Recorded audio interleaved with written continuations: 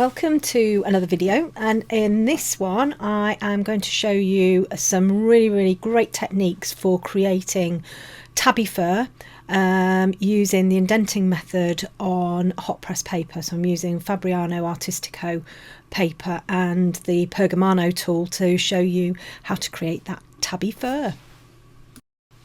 So there are a few different techniques you can use to create tabby fur, and in this video I'm going to show you how I use the Pergamano indenting tool to create those little tiny white hairs in between all of the darker and mid-tone hairs. I'm using a combination of the Pergamano tool at the beginning here in the initial layers, the Pergamano tool and the luminance, and then I'm also using my eraser shield here, which is quite a good technique actually for sort of getting very fine highlights into your work. The eraser shield, I think it's a Faber Castell eraser shield, and what I've got is Scotch magic tape stuck over the top of the little gaps. And I'm just kind of bringing that in over the top of some of the areas so I can get some of those little white hairs to come in, rather than using like an eraser. If you put the Scotch magic tape on just directly on over the fur, you risk picking up all of the pigment around it, so using something like an eraser shield is really useful. I've then used the Pergamano embossing tool just to create some very fine indents all along this ridge on the neck here, and more is better than less in this respect. So usually I'm a very much a less is more sort of person, but when you're indenting, you're much better to have more of the indented lines than fewer of them. It just makes it look more realistic. I'm not the biggest fan of indenting for animal fur. I think sometimes it can look very harsh. And with my pieces, I like to get that lovely, soft, subtle look. So it's not something I would use all of the time. However, it worked really well in this piece. It's not just a case either of just indenting and then slapping a load of colour in over the top and hoping for the best, although that's probably what I've done anyway. It's definitely a case of getting that in as an initial layer and then building your pencils gently over the top. So what you can see me doing here is working around those little indented marks. What will happen is your pencil will skip over wherever you've put an indented mark. Your pencil will skip over and leave a white line. So it's great for things like whiskers and for textured hair like this. But it's not just a case of just kind of drawing over the top and then that being it. You've then got to work all of your different colours into there.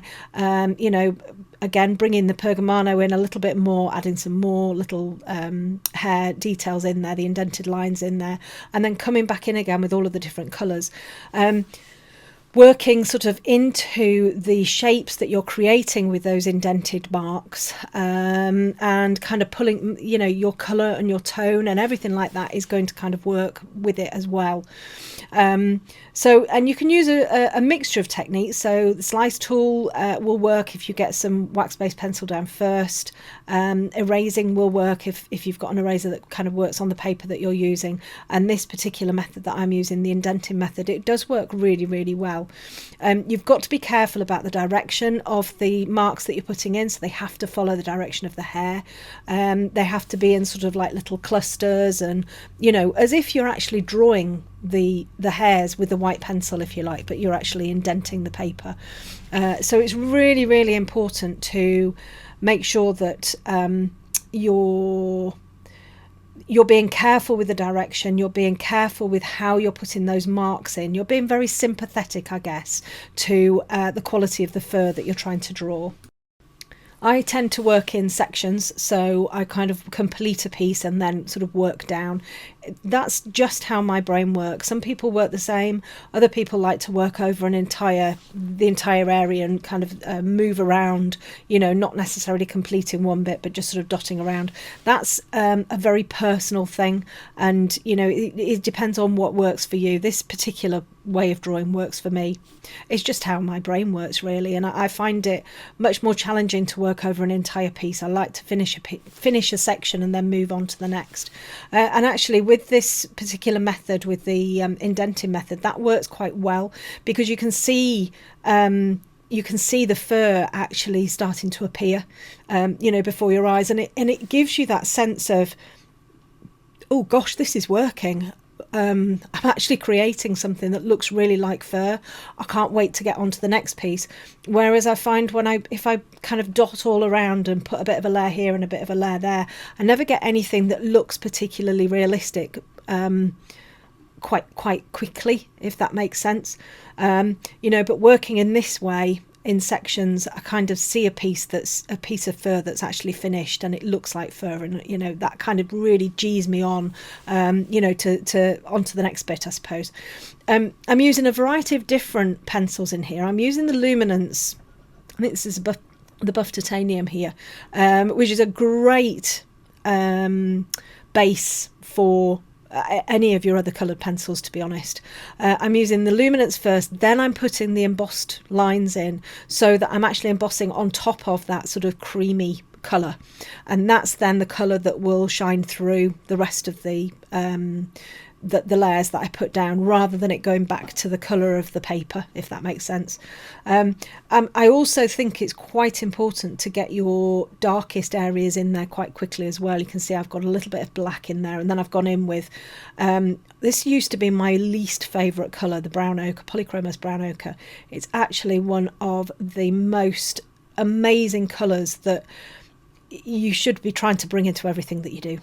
Basically, every animal portrait should have a bit of brown ochre. You know, even those really sort of bright pinky chestnutty, you know, coloured animals, a little bit of brown ochre in there is going to balance it all out, and it was a super colour for this. And then you mix in your darker ones, your more reddy browns, your oranges, all of that type of thing. But you can see how I'm starting to build in the texture of the fur here. So I'm working obviously with my pencils, I'm kind of bringing those little sort of fur details in, but I'm working with those indented lines as well, you know, working around them so that I'm getting all of those lovely sort of furry details in there, and it worked so well with this piece. It really did work well, but it's a case of you know, really picking and choosing your colours. Because your colours and how you're using them, the tonal values, you know, so some areas darker than others, you know, really picking out those shadowy areas, building those, you know, the little details and everything in there, as well as the indented lines. I think something that I've done in the past is kind of thought, oh, well, I'll indent the lines and then that's kind of it. That's my fur detail done. It's not. You've got to then use that as a base and then work all of your colours in around it so that you get this lovely fur texture in there.